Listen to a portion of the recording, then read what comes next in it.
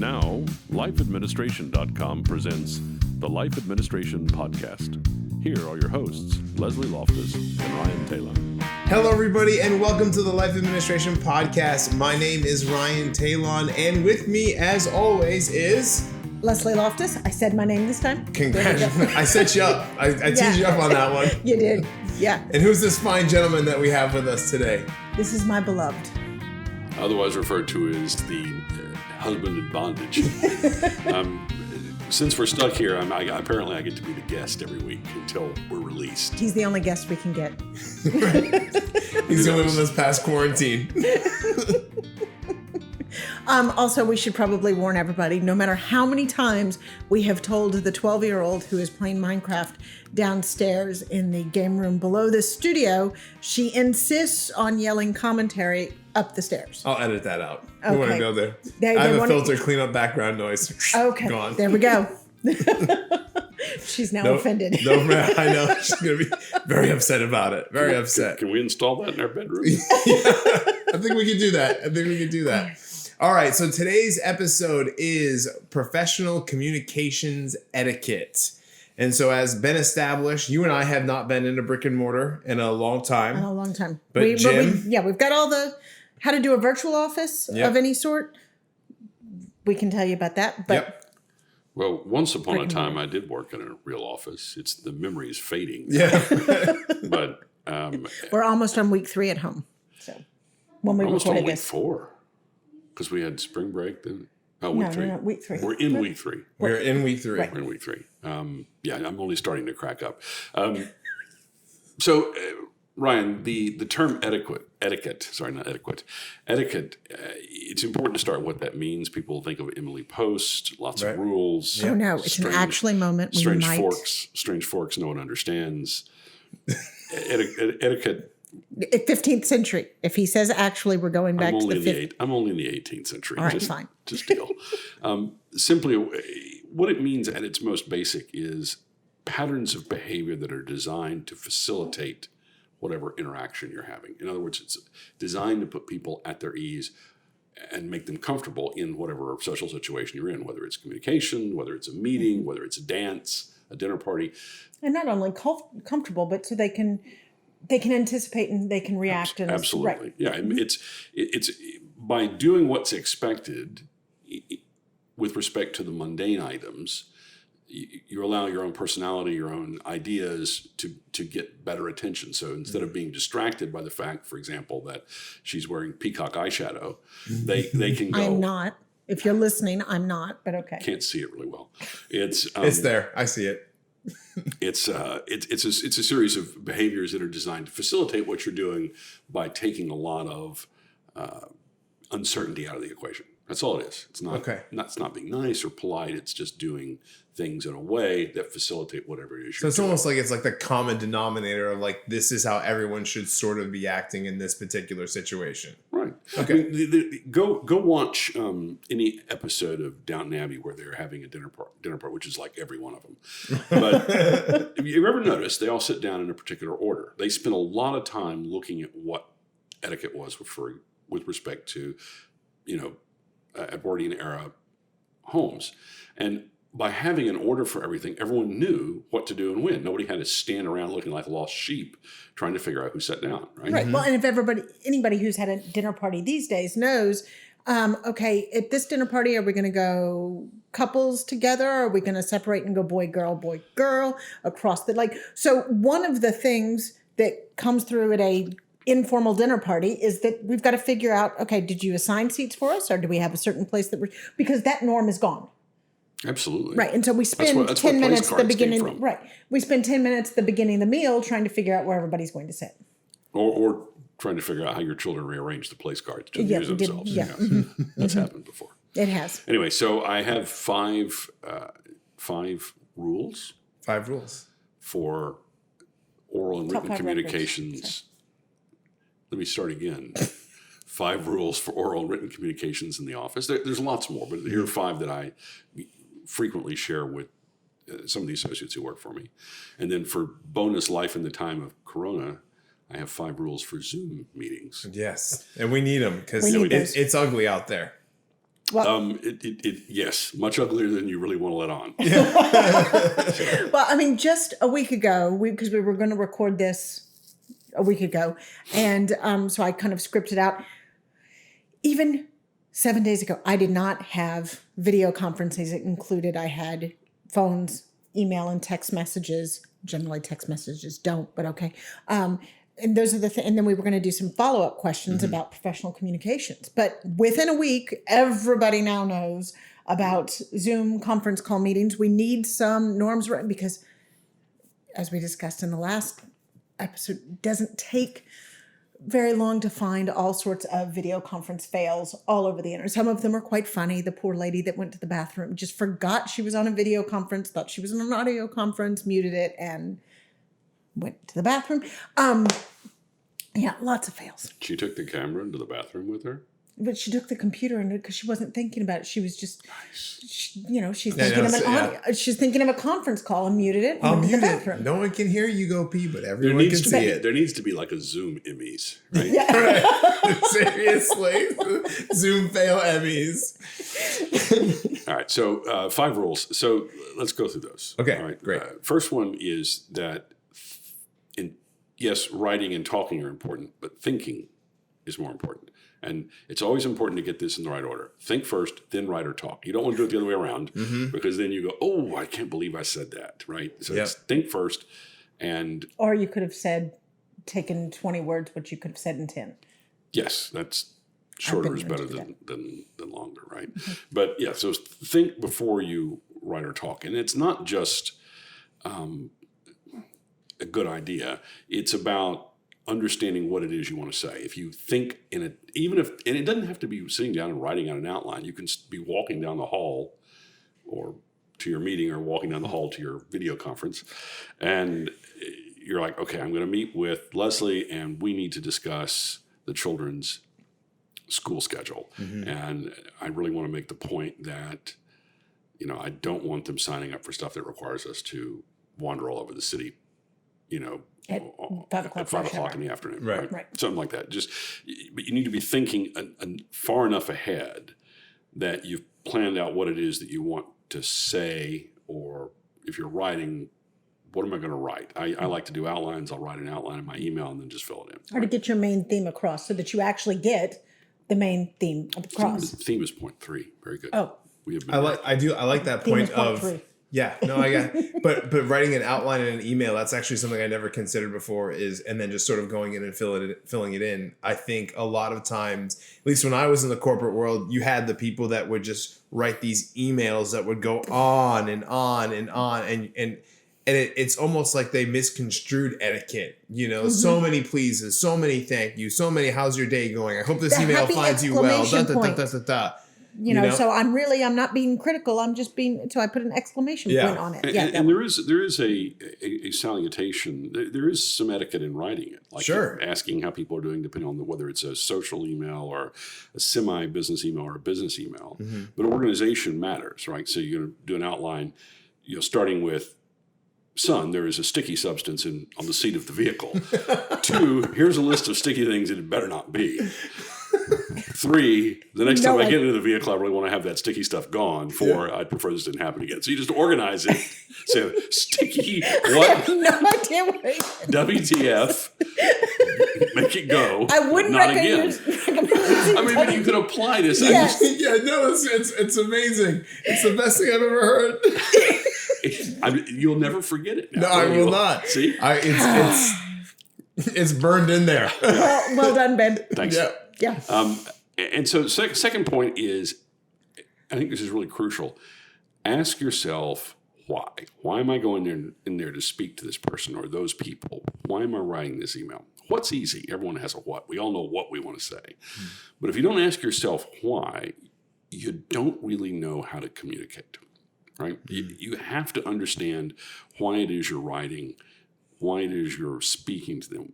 Because informing, persuading, just those two are incredibly different.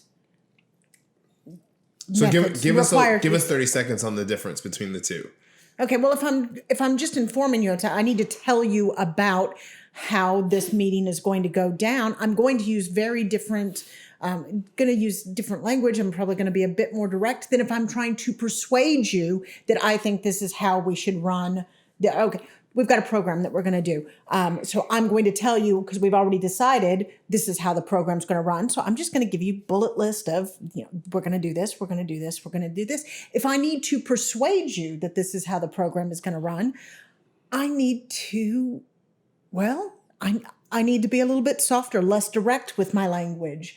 I might need to set things up in a certain order so that, maybe it's okay, well, I'm compromising with you on this, but I need you to compromise with me on, depends on various details, but informing and persuading are two totally different exercises. The why steers you in respect of almost all the elements of a communication.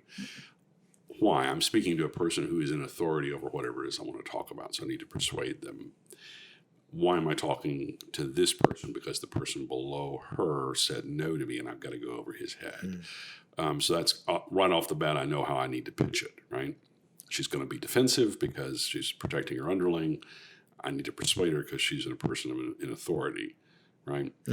So that why helps you calibrate what you're doing. It also helps you keep your eye on what the end goal is. I've got a friend who says always think with the end in mind. Yep. And that's the why paradigm is the embodiment of that admonition. Always be thinking in the end in mind. If you get lost in the middle of the discussion, why am I here again? Oh, I'm trying to persuade her. Okay. I want to hit her with a board. No, I need to persuade her. That's why I'm here. It's, right? Yeah. No. So it's very important. So third point is theme. And that applies in written and oral discussions. Theme is sort of the elevator pitch for whatever it is you're writing or saying, right? Explain elevator pitch in case. If you're fortunate enough to pitch a new podcast idea to Ryan, right, and you got a short elevator ride with him, you got a very limited amount of time to make your case. Yeah. You got to get it out there. Who you are, what you want, why they ought to do it, how it's going to benefit them. Right. 30 to 90 seconds to tell them why they should but buy your product. Themes help you understand the commonality of the communication. I'm talking to you because you're the person in authority. I want to tell you the reasons why you should do what I say. That's the think before you write or talk. The why is why I'm asking you. The theme I need is because this will benefit our mutual institution, right? Okay. Time for a reform in this particular detail. Whatever the theme is, but it's something that's going to bind up what I'm doing. It's going to bind all those elements and hopefully establish. It's going to establish that bridge across which communication flows, right? Because remember, communication is always for a reason. Well, if you listen to my 14-year-old on her phone, that's not true. But anyway, so that's the exception. This is the business world. Right? Yes, right. This is the business world, not the personal world. Fourth item is order, and there are lots of different orders. Right? I gave you the sticky paradigm. Right. There's lots of different orders, and you can organize your thoughts in lots of different ways. There's different styles of reasoning. And one of the things Leslie and I discovered when we were living in England is, even though we're in many respects a very common political culture and very common, we overlap a lot in social culture. We certainly overlap a lot in language and in a lot of cultural phenomena, but we don't overlap in reasoning style. And a lot of that goes back to historical things that would cause my wife to make fun of me if I went into them. But let's not give her any ammo. Let's not go there. There's too many. I give her too many openings. But we reason differently. That's okay, as long as there's a logic to what you're doing. Tell the UN story. What UN story? Page 83. Yes, it was it was chapter 23. Chapter 23. Yeah, there was a 3 in there, though. Yeah, there was. Two of the 3 things are right. I hired when I was working at the United Nations, working on claims against Iraq relating to the Gulf War. There was an enormous multi-billion-dollar claim, and we had all these experts that were hired to provide expert reports on various aspects of the claims, right? And so there was this one expert whom I'm still friends with and I still use in other things, but very British. And I knew my tribunal, and I knew that they wanted to understand where we were going before they set off on the journey, right? Sure. So I started reading the report, trying to find the answer that they were asked to come up with. And so I did the things you normally do. I read the front, and then I flipped to the back and read that. Didn't have any one of those. Read the table of contents, wasn't there. So I eventually read through the whole thing, and I found it. There were 23 chapters in this report. It was in chapter 16. That's what it was. I remembered it was just deep in there. It was, and so it was buried. So I called in the expert, and I said, "Okay, we're going to try an experiment." And a friend of mine was walking down the hallway, and I called him. I said, "Michael, come in here." And Michael comes out, introduced him to the expert and his team, and I said, "Michael, I'd like to make a bet with you. I'll give you 50 Swiss francs if you can find," and I told him what it was. And everyone was anticipating this report because it was well known. It was a big claim. I said, "I'll give you 50 francs if you can find the answer inside of a minute." And he starts flipping through it. And eventually goes, "Yeah, I'm sorry. I lost the bet." Right. I lost the bet. Because there was no way to find your way through it. Yeah. Right. And now part of that was a result of bad signposting, but part of it was that they went through this inductive reasoning process of getting a very English approach to it, getting to the answer and then defending it against some of the things that might So have been the said. answer itself is mentioned for the first time. Like in the middle. In the middle. But right, in which the is middle of not the physical- American style. Yeah, it of- was in the middle of the physical document, but in Right. their reasoning system, which was, I'm going to walk you up to the answer, and then I'm going to show you why it stands against defenses. If somebody had said that at the beginning and said, this is how I'm going to deal with it, fine. Right. It's a perfectly valid way to do it. It's not that the American way is better or worse. Right. It was that, sorry, there's a small dog down here. Yep. Guest star Ruby. Guest star Ruby, who doesn't appear on camera. No, she's not that tall. So But the American way of reasoning is to stick it.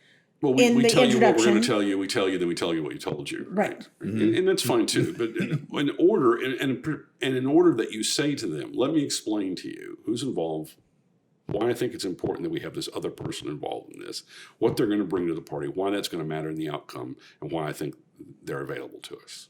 And then you go through and do it. Comprehension is radically increased when they understand the framework of your argument from the beginning, right? Because they're They know. listening Yeah. for the pieces that you've told them they're going to get. The technical term for this is signposting. It is. Okay. And so the fifth item is listening. And this is really the most, this is the hardest one for most of us because we want to talk and want to write.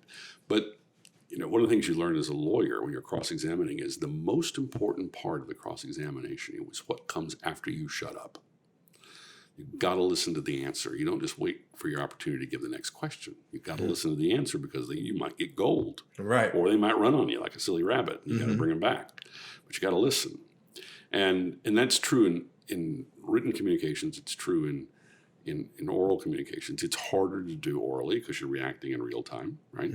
But the email tempts us to do things we shouldn't do, right? Such as? Well,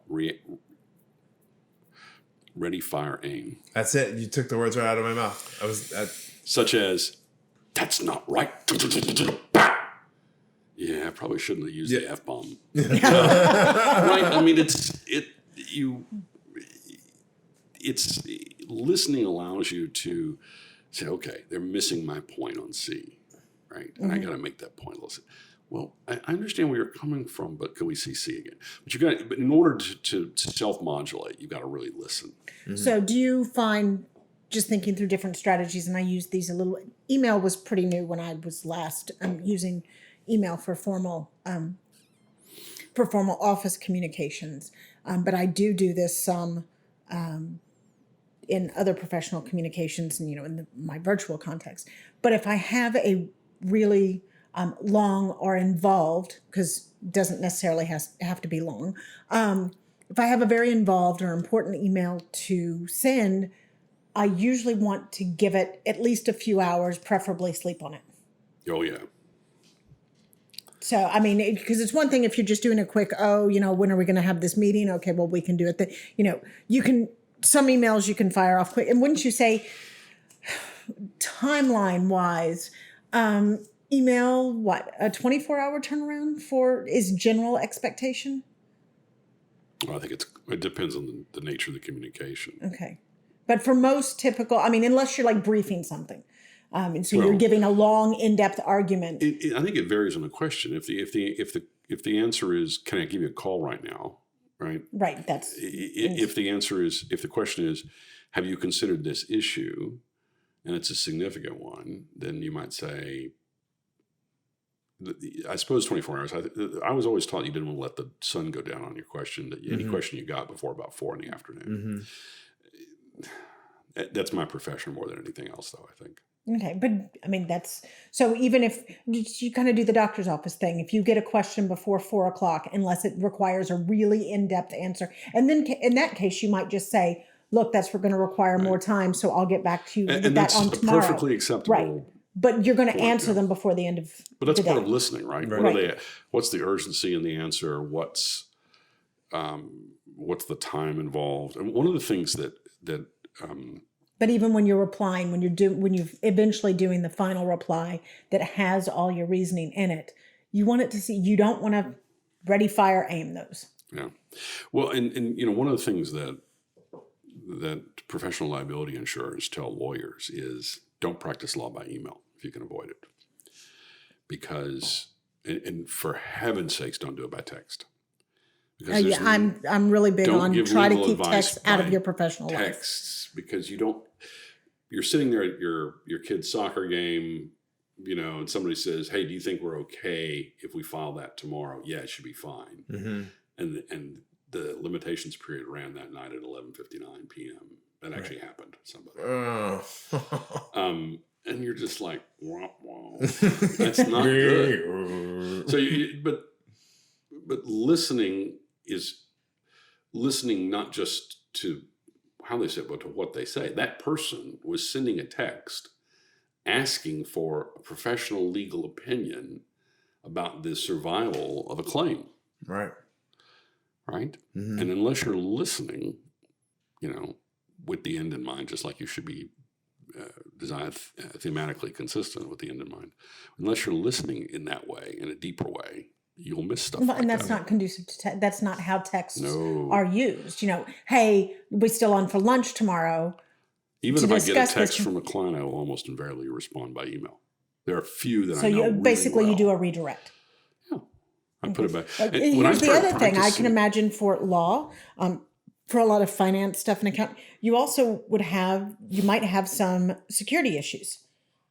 Yeah. I mean, I'll give you a good example. When I first started practicing, everything was done in a written form. They were memoranda or letters. And the memoranda was still on headed paper. It was still signed at the bottom with the firm's logo or whatever. And now, and that memo would go to the client. They might photocopy it. They might circulate it around for people to read. I don't know if you remember this. You'd have a file of a all routing stamp, and people would, there'd be a stamp. Yeah, and tick off who was supposed to go to, and things would get routed around the office. It's crazy. And you'd end up with in the file a formal record of correspondence. People would write names on it, would write questions on it, and then sometimes the person to whom you'd send it would then pick up the phone and call you and say, "Hey, I've got these questions," and about your memo, and they would read the marginalia, and then you would write another memo. Those questions, the stuff and in the margin. So a record was created, but most importantly, a record is created with the requisite time and contemplation of the question being put to you, so that there was more time to think about it. Somebody else would usually look at it. Is that what you meant to say? You would edit it. You'd at least read over what you dictated or hand wrote before it got typed up for you. And I started when we did that. Now you type it. Now you type it. But now people send emails with 2,000, 3,000 word emails that get circulated around. And unless you're really disciplined about, I'm going to start a new document. There are clients who like that. But I will still write the thing in Word, spell check it, format it, read it, circulate it around, let people mark it up, send it back to me, accept or reject changes before I will put it in the email. And so then you'll cut and paste the text and stick it in the email. That's easy to do once you finish up what you're doing. Anyway, so those are the 5. Well, I can also imagine that if you're using a lot of forms of communication, it gets cumbersome. Okay, well, but she said that in the text, and then they said that in the email, but then we got this, snail mail memo Yeah. over. But I got suddenly you have 5 threads instead of 1 thread Right. of communication, and it's very hard to figure out what. No, it's very true. Yeah, how the conversation goes about. So you need to limit how many methods of communication you use, especially written communication. If only for time and for being able to figure out what went wrong or what's going on. I equate texting in business to be like texting when you're fighting with your spouse. You should never do it. It's a bad idea. Because there are things that are in there. There's tonality, there's context that just get lost, right? You don't have any Texture of that. to current communications that is completely lost in that format. Right. And so it's like, it's critical that I think, I kept thinking as you were talking through all the 5 points, that there's this overarching theme here that says slow down. Yes. Right. And I think today everything is so fast. We want to move so fast. We want to communicate so fast. We want to get to the next problem. But a lot of times what happens is miscommunication just inevitably leads to another problem that you have to deal with later on down the line. And so, I can remember being at 24-Hour Fitness, and, this operating budget would come into me, and I was like, wow, this thing is 20% over where it's supposed to be. You have to cut from, you got to find, $3 million, whatever. Right. And then I get this email back that's frantic, that you can tell that they haven't put any thought into what their response was going to be. They saw the word cut. They saw cut. And then they wanted to get back to me because they thought that I was going to come down on them, or they were in trouble or something like that. And it was like, no, that's not what this is. This is, let's just slow down here for a second and think. You can't come to me and say, well, we're going to make 20% more in sales.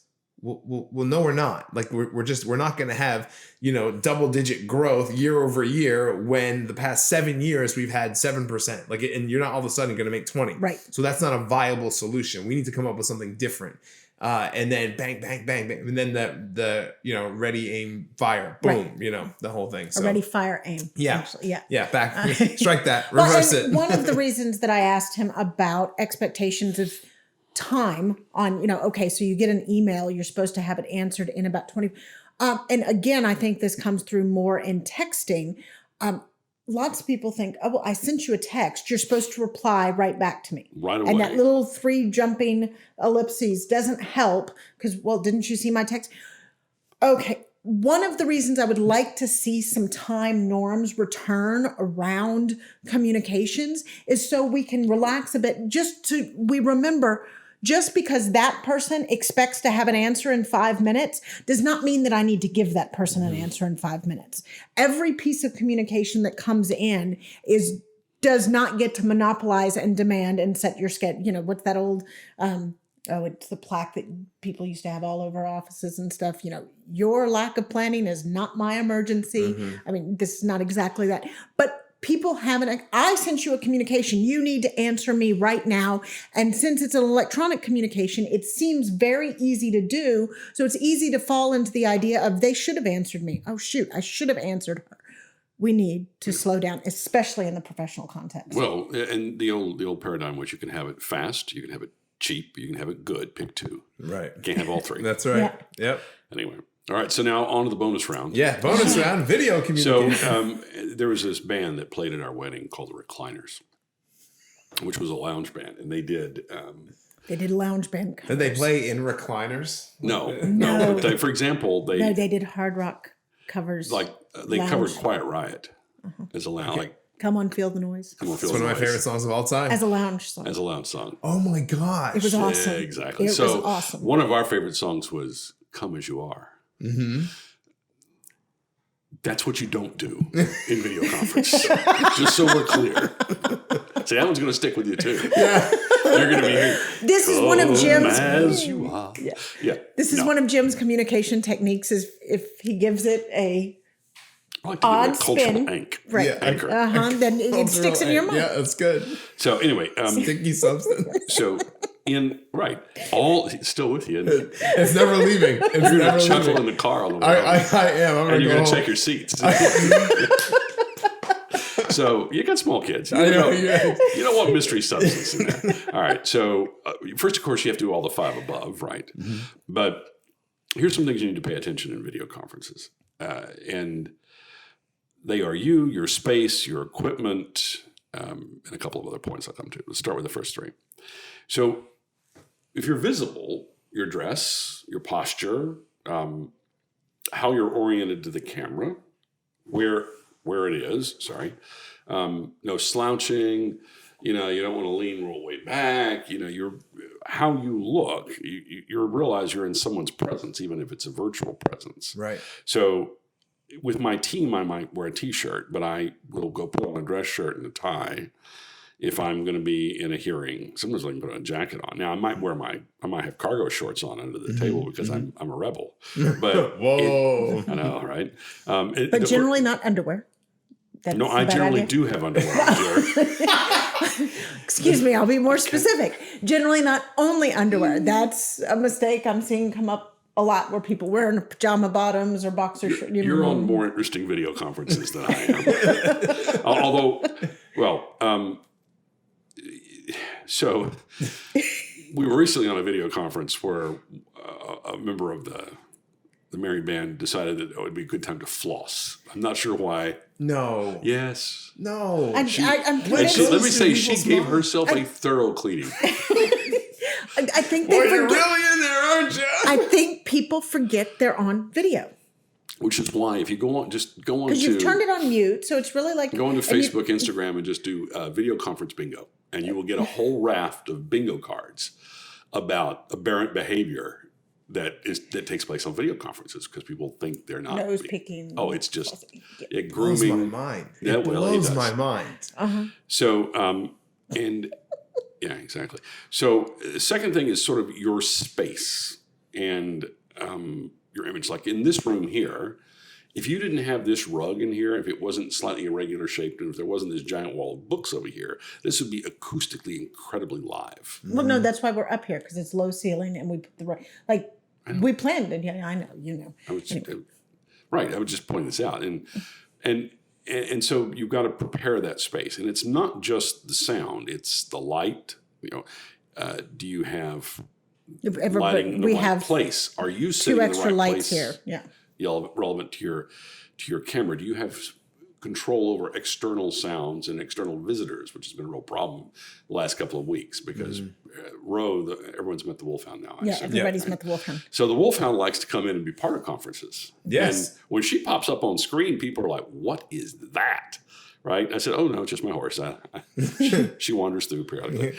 But I think out of all of the video faux pas, cute kids coming in to, it depends on the nature of the group. If it was a hearing, it wouldn't be as cute. I totally get that. But kids and for if it's a working party from work, nobody minds. Once or twice. Exactly. As long as they don't disturb the flow of the conversation and everything else. But having, a kitty cat pop up in your lap is kind of, oh, that's cute.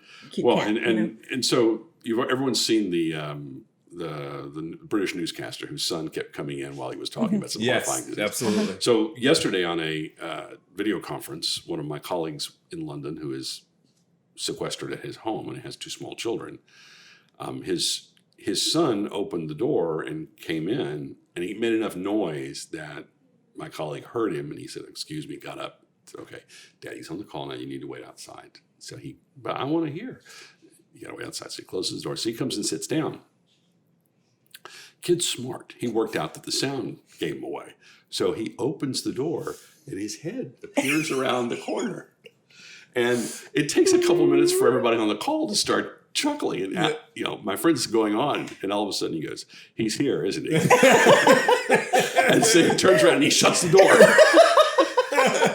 So great fun. Yeah. About the 4th time that happened, it wouldn't have been nearly as much fun. Yeah. Right. So one time it's cute. 4th time it's like, all right, like we got stuff we got to take care of. And you have to, you don't want your space to be too cluttered. What's behind you matters. Like for right now, one of the things you can do that's kind of fun is you can, particularly if you're doing Zoom, they have all these virtual backgrounds. And the Getty Museum has just put online free like 100,000 different images from their collection. It's some fabulous stuff. Right, this one woman is sitting there with the image of St. John on Patmos behind her. It's right, a classic medieval painting. It's just spectacular. You could be at the park, the Pointillism Park, Surratt. Yes, Georges Surratt. Yeah. So There's another great one going around about that, where they've edited out all of the people, so it's just an empty park. it's Sad. Sunday in the park during coronavirus time. Yeah. It's just the park, but no one else is there. No one else is with there. Caution tape around it. Yeah. Can't touch the handrails. So the third thing is sort of your equipment. And, here we've got very nice equipment, but you need to know how it works. You need to make sure you've tested it. The time to find out which microphone you're going to use is not when the conference call starts, Right. Where it is. One thing that almost everybody could benefit from if they're not going to use a setup like this is a headset. And people hate them because they make them look like they're like Princess gamers, Yep. or Princess Leia. Yeah. And Or what's the Spaceballs princess name? She actually had the headphones. I forget. I forgot. Okay. the Princess Vespa. Vespa. That's right. Vespa. The nerd is strong with you. the nerd is the Schwartz. Schwartz. So lights are important, but like for me, if we didn't light, it would look like I had this giant spotlight on my bald head following the camera, which would be really distracting, right? So you've got to do something about that. But the equipment, have it checked out, make sure you know how to use it, make sure you've thought through where it goes. You don't want to do it so that you're kind of sitting at an angle because you'll get tired and you'll slouch or you'll move or you'll have a backache for the rest of the day. The fourth point is that you need to, and this is really hard, particularly in a conference call that's got more than about 3 people, right? Or a video call, and that's avoiding chaos. You have to have rules of the road. So like the other night, I'm the senior warden of a vestry at a church here in Houston, and we had 30 people on that video conference. And it worked brilliantly because Bishop Littlebridge and I sent out a note in advance and said, here's what we're going to do today. There's a discussion leader for each spot of the agenda. That person's got control of the floor. You can either actually raise your hand on screen, or you can use the little hand-raising icon, and we will come to you. And you don't talk until you get it, until someone acknowledges, okay, Leslie, I see your hands up, and go ahead. And then they get to cut it off. And everyone has to respect everyone else. And the other thing we did is we put in a rule that said no one could talk twice until everybody that wanted to had talked once. Ooh, it's like the dinner serving rule when you've got teenage boys in the house. Yes. Teenage boys get seconds last. You don't want the table captain coming in there and just popping off at the mouth nonstop, and then nobody feels like, especially in that format too, there's a little bit of a delay. Is it my turn to go? That. So, and I will say Zoom seems to help a bit with that, because even if you've got, the whole Brady Bunch kind of setup of all the grid of everybody there, it flashes for the person that's trying to talk, and it gives whichever microphone is in control has a yellow border. Okay, that is helpful. That beats, say, Skype calls and stuff like that. But having some rules of order so that, okay, you have to raise your hand or you have to click the little icon and then you have to be acknowledged in order to talk. That's huge, because sometimes, there's 5 people talking and you can't. But you have to do that up front or send it out in advance and tell everyone because otherwise it feels like criticism when it's really not in the middle of it. Yeah. Precisely. Right, so do it before. Because what will happen is, and there's always a couple people in any organization of size that really likes to talk. And they really have a lot to say. And sometimes it's quite helpful. Maybe it's a subject that they're passionate about or have deep knowledge about. And you do want to hear them at length. But what you have to be careful about is that if they get a hold of the floor, or if they talk over everybody else, or if they talk after everybody else, and then to everybody say else yes, gets but, frustrated yes, and but, tunes yes, out. but, yes, but, and it becomes a debate between them and 2 people. Right. Another person, and then the other 28 people in my call never get to talk. Right. And that's not you're having the communication. If you're having 30 people on there, it's because there's 30 people that have either the right or the inclination or the desire to be heard. And so you've got to make it.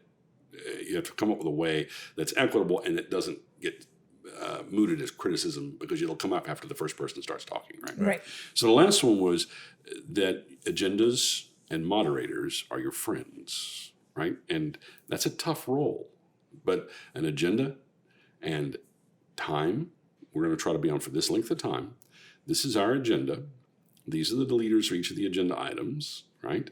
And here's a moderator, and the moderator is going to call the item, hand it over to Ryan, and then Ryan, I think we're done with this agenda. Can we move on? We agreed on that? Anybody else on that? No, then we're going on. And then I guarantee it, like night follows day, 2 minutes later, someone says, I really want to go back to that last point. Yeah. I like to circle back. I want to circle back on that. And then you can either, if it's a brief intervention, you can allow it, but you can say, if we have time at the end, we'll come back to that, make a little note.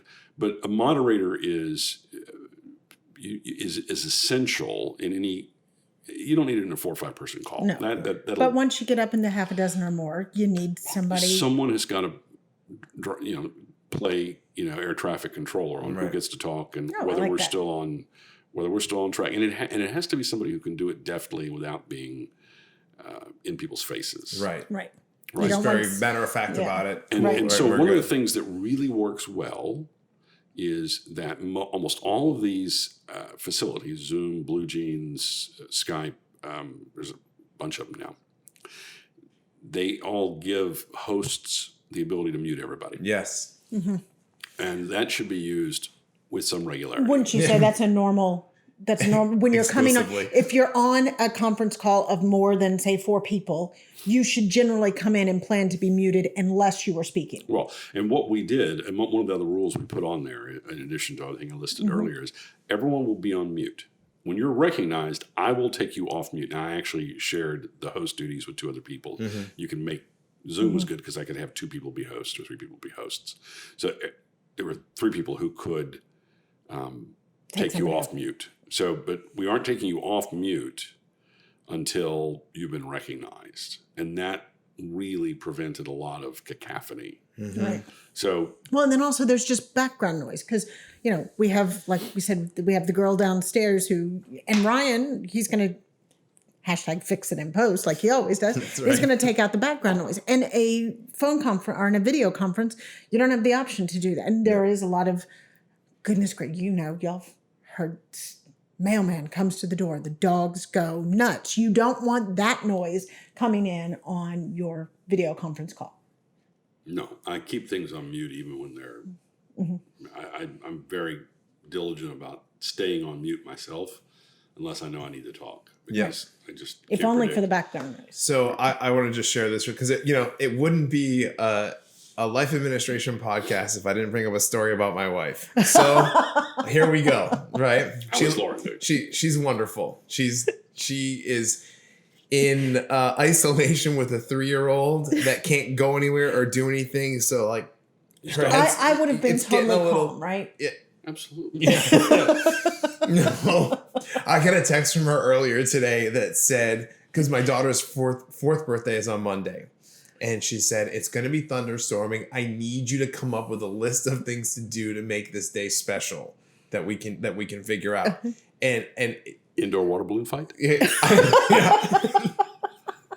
I should say that. It will make it special. It'll be a day long remembered. Frosting eating competition. Followed by indoor water balloon fight. Right. Lauren, I'm going to shut them up now. I won't let any of that happen. She's literally going to be on Monday going, no. You guys order some Nerf bow and arrows. No. Oh yes. You can play Hunt Mommy. Yes, we have the fake snowballs. Lauren, I will like kill them those. for you. In any case, so last night we have our small group, our life group, and we have decided that since we can't meet anymore, that we are going to Zoom. Okay. Ryan and Lauren have just gotten into being hosting and inviting people in, and they were just starting to like it, and then this happened. Right. Yeah. So now no one's coming to our house anymore on Wednesday nights, right? So we start doing the Zoom thing. So basically it's like every rule that you just listed, nobody follows. Right, because these are people that are not used to video chatting, that have no idea they haven't been on corporate conference calls and things like that. Yeah, but sometimes the spontaneity is part of the charm. I mean, you just especially when we're talking about a social thing. Yes, and I'm just sort of wrapping this into here's the things that you don't necessarily want to happen. So, I have us on mute as I normally do in a conference call, right? And so all these people are just saying these quick little comments, 30 seconds here, 5 seconds there, kids screaming here, dog barking here. And it's just all your Zoom board looks like like whack-a-mole. Yeah, seriously. And you can't, the person that's trying to take the talk their mic is constantly being overtaken by someone else. So you can't actually, it's like, yeah, you're right. Right? Well, that was well done. And so, Not your first time. I'm breaking up, honey. That doesn't happen. All right. In any case, so the moral of the story is that she's trying to do these things. She's trying to say these quick little 5-second. So just wait. Like, we're going to have like a whole 5 minutes here where we're just going to talk for 5 minutes, right? We're just going to lay everything out, what's been going on, the whole deal. And then we're going right back on mute. And then all of a sudden she keeps saying, I can't understand anyone. I can't understand. I said, it's because nobody's on mute, And I was just trying to tell her, like, there is this sort of etiquette, right? Of how you want to go about these. And it is fun and it's funny at the end, the kids come in, that's all. But, when we're trying to talk about things like who should we be praying for, what scriptures are really speaking to you right now, what book of the Bible are you in currently? You can't do that when you can only hear every third word you from every fifth person. You can't, and especially when it's I told you last week, one of the things that my heart was breaking for was that kids, the rate of child abuse was going up, right? And so that was something that was on my heart that I wanted our group to be praying for, because that was important to Lauren and to I. So you don't get that. So anyway. In general, have yourself on mute when you're on. This goes for audio conferences too. Definitely. If you're on a conference call of more than 4 people, you should be on mute the entire time. And even if you are on with just a few people, if I'm driving in a car, I put it on mute. Yeah. You can do what our Bible study does. The men's Bible study at St. John the Divine is at 7 a.m. was today. Everyone's undercaffeinated and sleeping. The problem is getting people to talk. Yeah, right. Shut up. Yeah. So, what about Melchizedek? Mute. And we're done here. Coffee. Oh my gosh. Hebrews 7. What are you thinking? Yeah, what are you thinking? No, Aaronic lineage? Mute. Why can't we get anyone to say anything? Oh man. I was accused of being an undercaffeinated rabble rouser for just lobbing questions. We're gonna make everyone's lives difficult right now. I'm gonna throw in unusual points of Mosaic law. It's like the worst drive-by of all time. It's Old Testament drive-by. Yeah. In a New Testament Bible study, an Old Testament drive-by. Let's talk about I am using that. Yeah. Let's talk about the book of Numbers under the lens of the New Testament. Not enough coffee for that. Yeah, right. So, and I also one of the main points that you said, get a headset, right? I mean, even if it's not the one that comes with the phone, just something that has a mic that's close, like that makes such a difference. It takes a lot of the acoustics out of a room if you're in a room. I mean, I've seen even newscasters that are broadcasting from home. I just can't believe it. Like these multi-billion-dollar corporations, and the guy doesn't have a microphone, and you can just hear the echo of the room. It's so awful. Distracting. It's unbelievable. Okay. So Ryan is very, very proud of me. We just recorded the last episode that. The Twitter Thursday episode. Yep.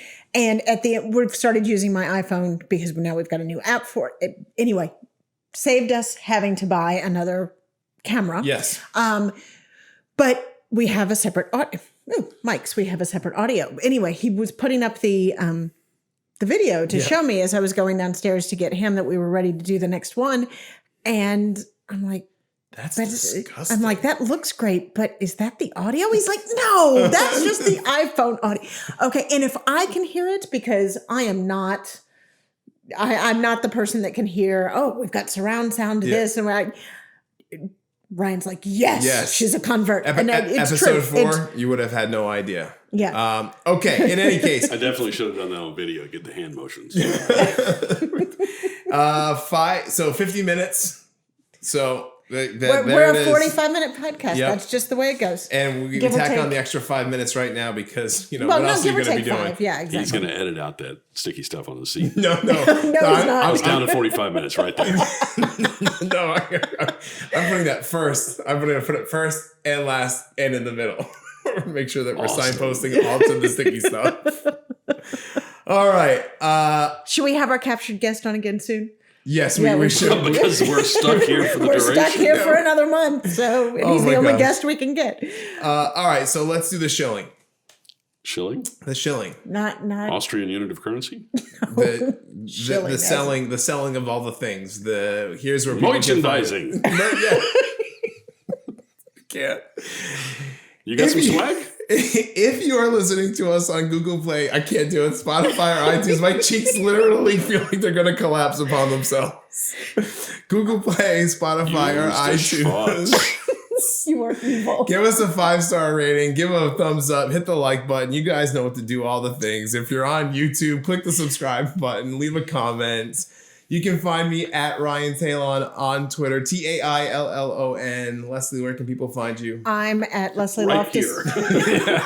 For a while. Yeah, that.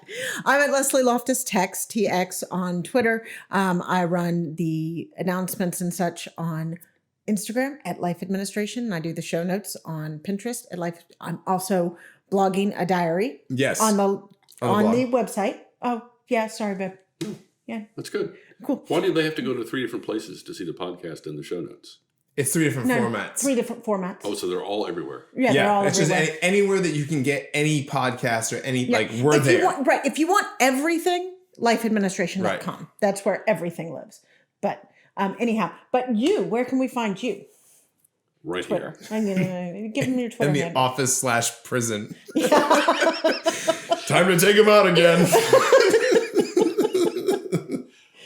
If you were to look for me, I am at Big Yasha. Big BIGYASHA. No spaces or periods. Wonderful. On Twitter. Awesome. One day we will explain how I got the name Yasha. That's for next week's episode. Next week's episode, we'll explain the Yasha. All right, guys, this was super fun. Jim, thank you so much. Like, incredible information. I know a lot of people are going to find it very helpful. Thanks, I know Ben. I definitely got some good stuff out of it. All right, Pleasure and as thanks- always. Thanks, y'all, for joining us. I know things are getting difficult and Things are getting difficult. they're just Yeah. Anyway, Keep your hands clean. Social distancing. Love you guys. Take Bye. care. Bye. Bye.